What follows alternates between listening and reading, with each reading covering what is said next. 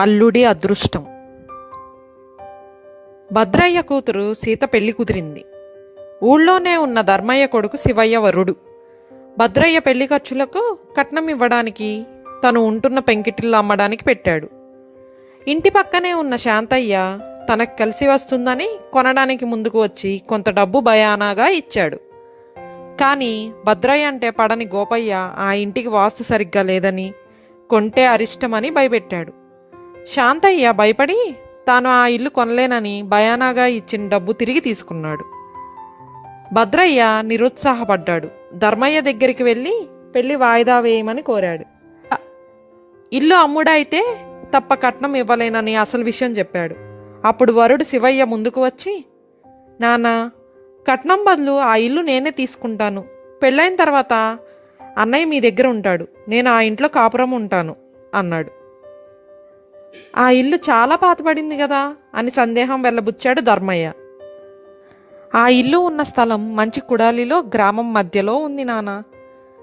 నేను దాన్ని పడగొట్టి ఇంటితో పాటు దుకాణం కట్టిస్తాను, వ్యాపారానికి అనుకూలంగా ఉంటుంది అని తండ్రికి నచ్చజెప్పాడు శివయ్య.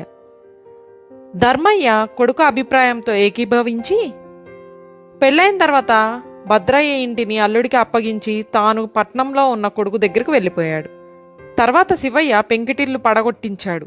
కొత్త ఇల్లు దుకాణం కట్టించడానికి పునాదులు తవ్వుతుంటే లంకెబిందెలు దొరికాయి. దాని నిండా బంగారు కాసులున్నాయి. శివయ్య పట్నం వెళ్ళి మామగారిని కలుసుకుని ఇంటి పునాదుల్లో లంకెబిందెలు దొరికిందనే సంగతి చెప్పాడు. మామయ్య, ఆ లంకెబిందె మీ పూర్వీకులదై ఉంటుంది, అందులో బంగారం మీకు చెందుతుంది, తీసుకోండి అన్నాడు శివయ్య. భద్రయ్య నవ్వి, అదంతా నీ అదృష్టం అల్లుడు. అదే నేను ఆ ఇల్లు శాంతయ్యకు అమ్మి ఉంటే లంకెబిందె బయటపడినా నాకు చెప్పేవాడా, తిరిగి ఇచ్చేవాడా?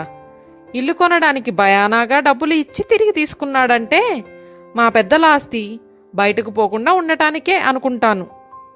ఇదంతా ఆ దేవుని దయ, నీ అదృష్టం కాబట్టి ఆ బంగారం నీదే అని లంకెబిందె తీసుకోవడానికి తిరస్కరించాడు. తర్వాత శివయ్య సంతోషించాడు.